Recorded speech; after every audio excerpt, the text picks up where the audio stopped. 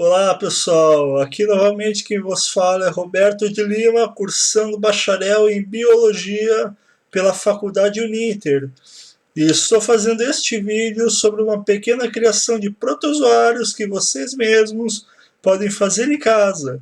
Mas fiquem tranquilos pessoal, não estou fazendo nada de errado ou menos ainda assustador. É apenas uma experiência que o curso de Biologia me pediu para fazer. Então, sem mais delongas, vamos lá, pessoal. Mas então, pessoal, o que são exatamente protozoários? Protozoários fazem parte do reino protista, porém a definição mais atual ou correta seja proquitista. Isso mesmo, pessoal, tem a letra C no meio da palavra.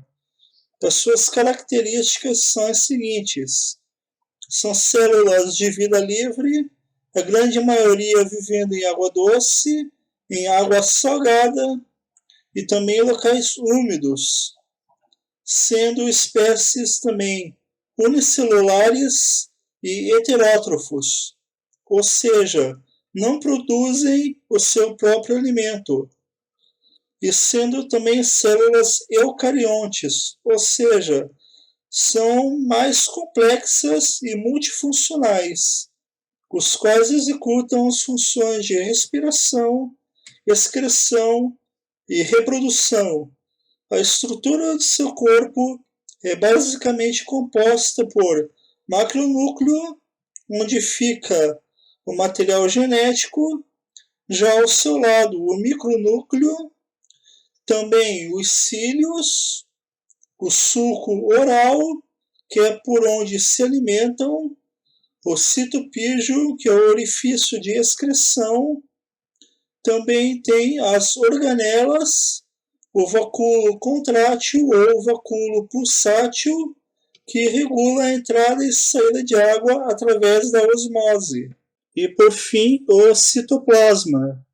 A reprodução pode ser sexuada, mas é principalmente assexuada, subdividida em dois tipos, ou sendo por divisão binária, quando a célula-mãe se divide, originando duas células filhas, ou por divisão múltipla, quando a célula faz várias mitoses, originando vários núcleos, assim formando várias pequenas células. Já a sua classificação é feita de acordo com a sua estrutura de locomoção, assim existindo 6 classificações. Porém, 4 se destacam mais, começando por sarcodíneos ou risópodes do filo Rhizópoda, que se locomovem através do citoplasma, assim chamados de pseudópodes ou falsos pés. Um bom exemplo são as amebas. O próximo exemplo são os ciliados, do filo Ciliófora, que se locomovem por pequenos filamentos ou cílios ao redor da estrutura da célula. Um bom exemplo é o Paramecium. O próximo exemplo são os flagelados, do filo Mastigófora, os quais se locomovem através de flagelos que se parecem com uma pequena cauda ou um chicote. Um bom exemplo é o Trypanosoma cruzi. O próximo exemplo são os esporozoários do filo Apicomplexa. Este grupo em especial não possui estrutura de locomoção, ou seja, eles não andam. Agora você deve estar se perguntando, tá bom, e agora? Como que essa espécie assim sobrevive? Aí é que está o detalhe.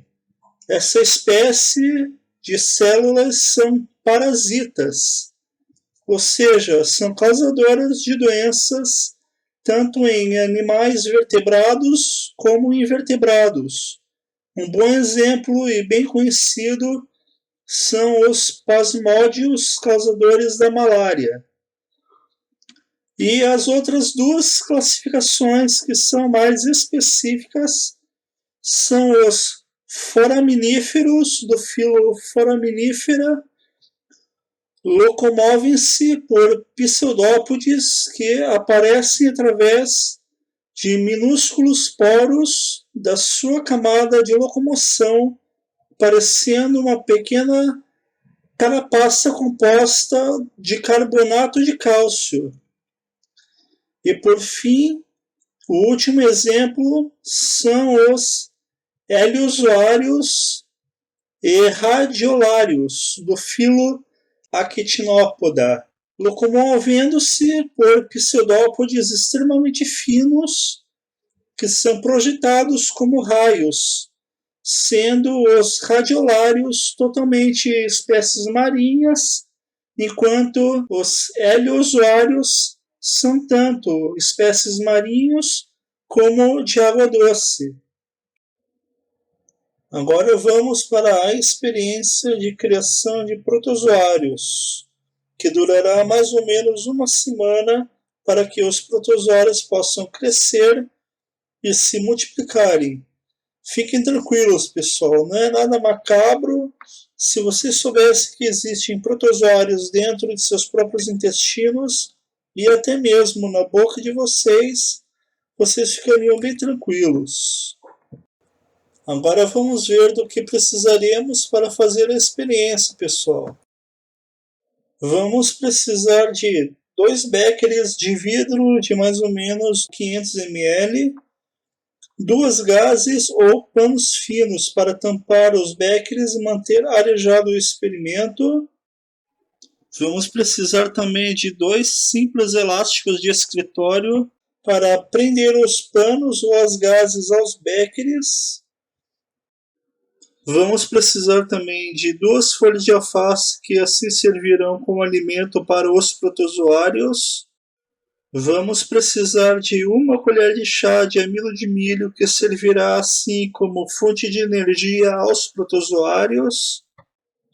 Vamos precisar também de 1 punhado de terra tirado diretamente da horta de preferência. Vamos precisar de lâminas microscópicas para assim fazer as observações. Vamos precisar também de lamínulas.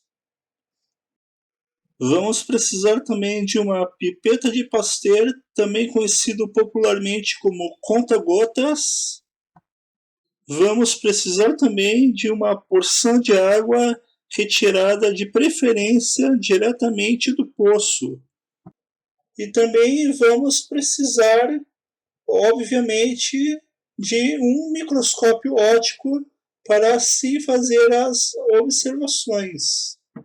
Após uma semana, o resultado das observações serão alguns exemplos de protozoários, assim como o paramécio à esquerda do vídeo e também algumas espécies de amebas à direita do vídeo.